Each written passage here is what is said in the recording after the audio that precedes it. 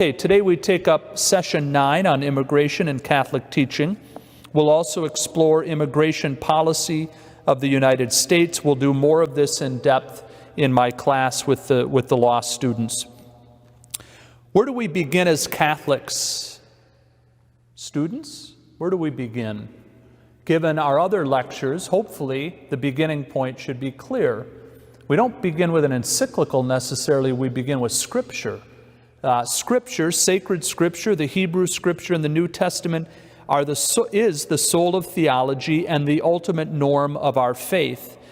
Scripture in story and different genres provides truth that helps form our conscience as believers and citizens of the world, that we are united in a common home and among brothers and sisters of a common human family. We are all part of one human family. The widow, the alien, and the orphan in the Hebrew Scripture are paradigmatic, as we learned in the section on scriptural foundations of justice, are paradigmatic of all those who are marginalized. Interestingly, one of those three is the alien or the stranger. And in the Hebrew Scripture and throughout the Old Testament, the Hebrew Scripture, we hear in multiple places that we are called to welcome the stranger. Exodus 22:21 says, "You were once foreigners in Egypt." Now, in that case, they were there against their will. They were enslaved. But nonetheless, they were in a foreign land, oppressed and struggling, and they are called to treat those who are similarly situated, whether they're there out of desperation in another country or find themselves a foreigner in a foreign land, to do and treat them likewise to how they were treated by God, with mercy, with compassion, with justice. They were on a 40-year pilgrimage, and that is part of the journey as well. The church is often likened to a pilgrim people, a community on the move. We are in the world, but not of the world. In a sense, we are a foreigner, the church in this land, and yet we are called to be an incarnate presence here in the United States and throughout the world as Catholics. We are bound together. And so the call to welcome the stranger is part of the biblical ethic, and it extends into the New Testament as well. Matthew 25, in whom we see Christ present, and with whom we see Christ closely identify himself with the naked, with those imprisoned, with the hungry, and I was a stranger, and you welcomed me. When we welcome the stranger and open our land to them and treat them with dignity and with compassion, we welcome Christ. Christ is present in the stranger, in the immigrant, in those seeking a better life.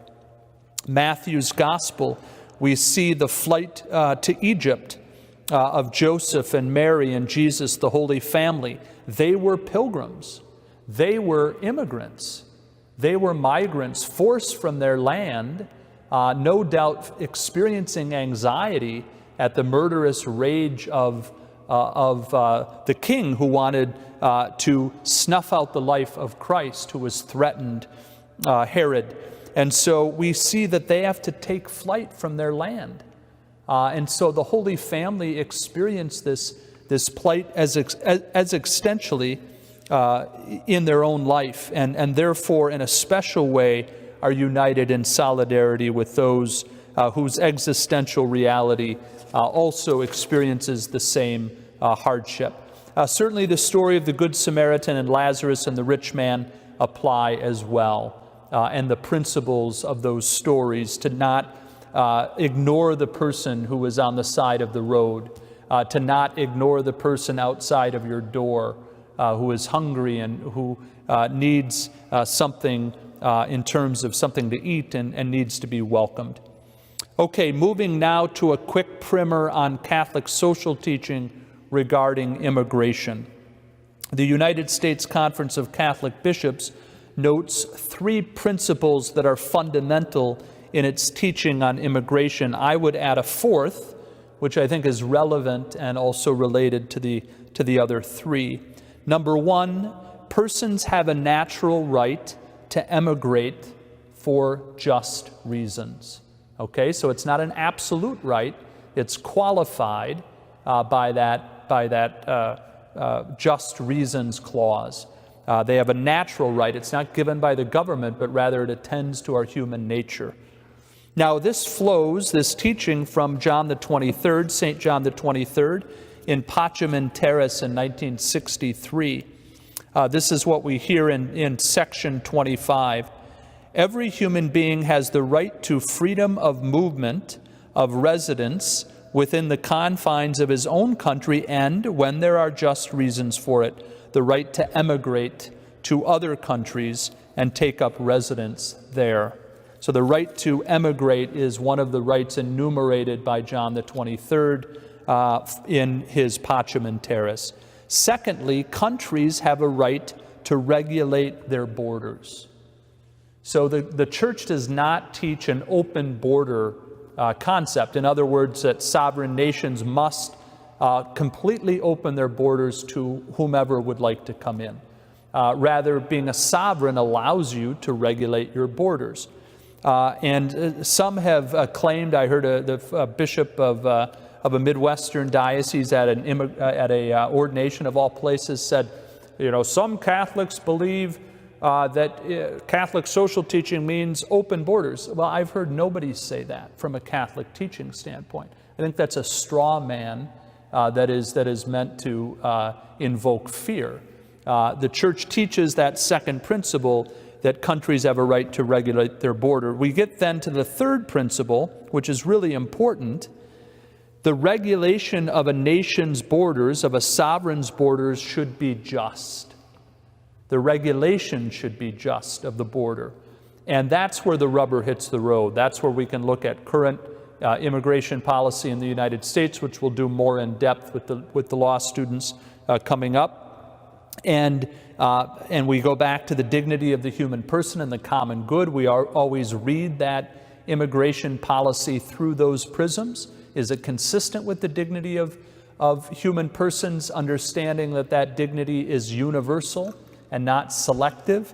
And does it promote the common good? Is policy, and particular policy which is a condition in society that is to promote human flourishing and integral human development, is that condition of immigration policy something that supports the common good? The fourth principle I would add, which the Catechism affirms, so it's not just my addition, it's in church teaching. This is section 2241 of the Catechism. More prosperous nations have a particular duty to welcome the stranger. And what we extrapolate from that, and many have done, bishops and scholars, is that the more prosperous nation should have a more generous immigration policy. Why? Because there's more opportunity. There's more goods of the land, more resources to share, more land for people to live on. And this is consistent with the principle of the universal destination of goods. Those goods find their origin and their consummation in God, who gives those goods for the good of all. Now, going back to that first principle, what constitutes some of the just reasons to emigrate? Fear of safety, the lack of adequate conditions in society consistent in a particular nation with one's dignity and flourishing, the lack of available work to support oneself and one's family, fear of religious persecution or ethnic persecution. We talked about fear of death. A big one that the bishops point to is the importance of family unity and reunification, that is always a just reason to emigrate. So those are important, and I think policy in a particular country should recognize that. Now, what's another issue? Well, countries where people are emigrating from have a duty to make sure that their country is set up in a way economically, socioeconomically, culturally, juridically, in a way that people don't feel pressed and oppressed, such that they feel that they have no choice but to leave their homeland. So countries have a duty to have a flourishing society such that that doesn't happen. Okay, what are our third point now, what are the relevant principles of Catholic social teaching that come into play most relevantly when we're talking about immigration? Certainly the dignity of the human person. And it's really that dignity that John the 23rd points to, where someone, if that dignity, if a life is inconsistent with that dignity in their homeland, where they can't support themselves, they have the right to emigrate. And we should treat those who are seeking a better life, who are leaving out of desperation, really forced to migrate, we should treat them in a way consistent with their dignity. Laws that are overly harsh and punitive, that are penal to the point of being inconsistent with the dignity of the human person should be decried. Secondly, the other principle that comes into play is the dignity of work. That there is a right to meaningful employment. And when that employment is not available in a particular nation or a sovereign, there is a right to seek employment elsewhere. Again, not absolute. There's a number of things in the matrix that come into play in terms of our analysis. The universal destination of goods we already talked about, the resources of the earth. Certainly solidarity is a very important principle of Catholic social teaching, to see that our brothers and sisters in every country who are seeking a better life, that we are in solidarity with them as part of one human family. And we have, as St. John Paul II said, a firm determination to will their good and to work for the common good and to work for their flourishing. Preferential option for the poor and vulnerable. Often what we do is we turn this on its head in American immigration policy, and rather than a preferential choice or option for those who are vulnerable, and the immigrant is one, whether they're here legally or not, we make it harder. We make it more challenging. So rather than a choice, we put up a barrier and many roadblocks, which we see currently in our policy. Rights and responsibilities. So there is a natural right that flows from the dignity of the human person to emigrate for just reasons, and there are duties that the Church would teach among sovereigns to have a corresponding immigration policy that is just, and a regulation of borders that is just, including, as we said, based on their available resources and how prosperous they are. Now, subsidiarity and federalism come into play in the American context. Federalism is part of our constitutional system. Those powers not reserved to the federal government can be taken up and employed by the state. What becomes really tricky is in the area of immigration policy.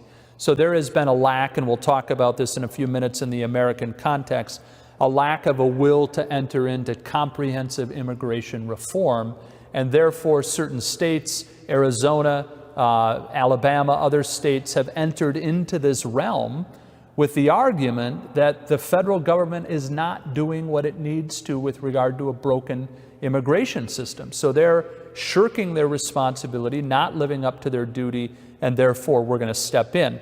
In the case of Arizona, the Supreme Court rejected a portion of their law, the portion that really encouraged racial profiling, said it was unconstitutional. And in the Alabama case, there were certain pushback as well in terms of legality. And we'll talk more about that when we gather in class.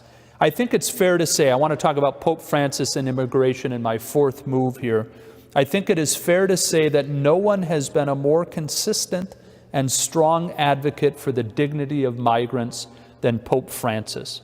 From the beginning of his papacy, and it's not lost on those who know Francis's biography, that his parents were immigrants from Italy, and that was very much a part of their family life. They emigrated from Italy to Argentina and experienced all of the complexities of that reality of those who really feel compelled to move from their homeland. And so he takes with him not only the beauty of the Italian tradition, but then also the assimilation into an Argentinian society and the culture there. I think it's fair to say that he has a special sensitivity in this area, not unlike John Paul II and Benedict having a special sensitivity with regard to religious freedom and totalitarian regimes growing up in Poland and Nazi Germany. So interestingly, Francis's first foray outside of the Vatican after being elected Pope was to Lampedusa in Italy in July, I think July 6th of 2013. Our students will read this really stirring homily at Lampedusa. So where does he go? He goes to an Italian port city where migrants come and flood in from all over the world, risking their life. And in fact, just weeks, I believe, or months before, there was a tragic boat that capsized and hundreds lost their lives, seeking that perilous journey, I believe, across the Mediterranean. And so Francis delivers this extraordinary homily. I remember reading it shortly after. I was so moved by the language. So just months after he was elected, and he said, this is where we get the phrase which has been oft repeated by Francis, that we have a globalization of indifference. Throughout the society, throughout our globe, our global society, we have this indifference to the plight of our neighbor, our brother and sister, who are dying out of desperation for a better life. And he said, have we forgotten to cry tears for our neighbor? And he really called Catholics to a culture of accompaniment and solidarity, to compassion, and to really enter into the shoes and the lives of our brothers and sisters. So very, very powerful. He also offered Mass at the border when he was on his trip, his apostolic visit to Mexico. He wanted to highlight the disparity and those seeking a better life, again, forced to migrate out of desperation. It's been a frequent theme of his preaching and teaching and advocacy. He even brought migrants with him on the plane back to Italy on one of his trips. Clearly has a heart for those in those situations. Now, what's interesting is you can see a corresponding shift in more of an emphasis of the United States Conference of Catholic Bishops in their writing, in their forming consciences for faithful citizenship on the issue of immigration. Since 2010, I've been a critic of, and maybe even beyond that, a critic of the bishops of the United States for not being more forceful and more determined in calling for comprehensive immigration reform. They've done some of it, they've gotten better, but clearly there's been a Francis effect. Now, there were a number of bishops who always were solid on this issue, but there has been a growing movement in that area, and Francis has been a big part of that. He takes up this issue of migrants and immigration in his newest encyclical, Fratelli Tutti, which was just promulgated over this past weekend on the feast, on the vigil of St. Francis on the 3rd of October. Fratelli Tutti takes up a number of issues that relate to social solidarity and social friendship. And certainly immigration is a big issue in that area. Now, what's interesting is you see in these the environment, immigration, poverty, and the death penalty seem to be among Pope Francis's big four issues that he puts a lot of emphasis on in his preaching, teaching, and in his advocacy. He also calls out the contributions of those who are advocating on behalf of immigrant brothers and sisters, whether they be bishops or lay people or religious. There was a religious sister in Texas who's done really good work in this area, and he called up on her program and made a point of really praising her work. In his address to Congress in 2015 of September, he noted that in the United States we are a land of immigrants. This is who we are, or descendants of immigrants. We are a patchwork of many different lands and cultures and traditions. And yet, despite that, and there have been times when we've been open and generous, but there are also troubling episodes in the American history of excluding either those who don't look like us or the newest folks who have arrived on our shores. Multiple examples of that. Now to the American context. And this is really the work of Catholic social teaching, taking those foregoing principles and teaching and then applying it to real issues in the here and now. What can the light of Scripture and tradition, the light of reason, how can that be a source to have immigration policy that is more just and humane?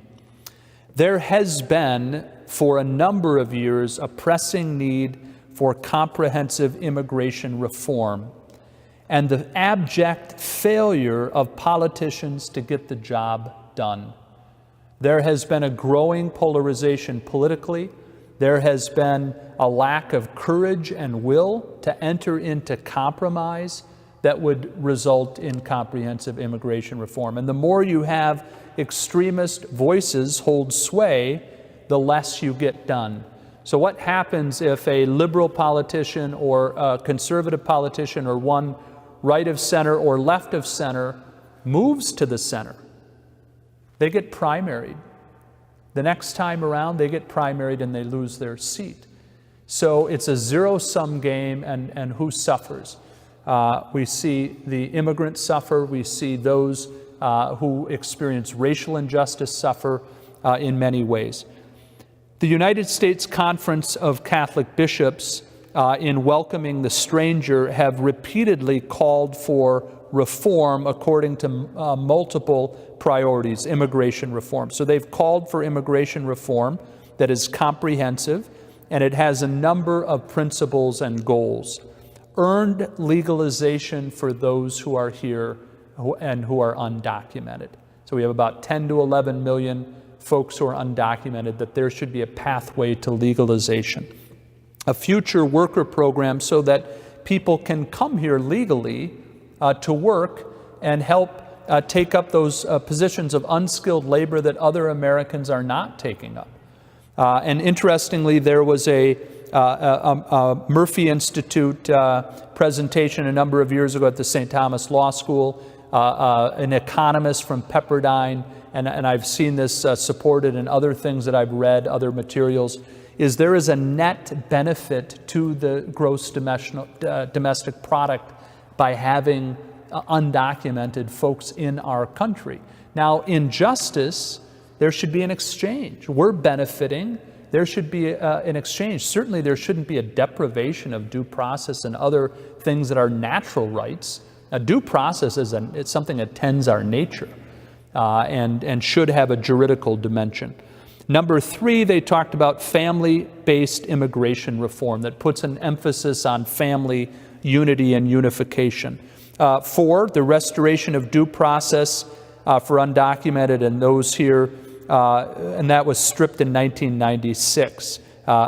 They want that, understandably. Addressing the root causes of why people are forced and feel a sense of desperation to leave their homeland. To get at the root causes is very important. Enforcement, and they note that there is in fact the right of a sovereign to enforce its laws and regulate its borders, but that enforcement should be proportional, and it should not result in any sort of damage done or civil rights violations to those who are detained, or this mass incarceration detention culture that bleeds over into immigration policy as well. Now, looking also at the existential reality of those who are struggling, and if you give me just a few more minutes in session 10, I'll give you back a couple of minutes. We have a lot to cover in immigration, so just give me a few more minutes.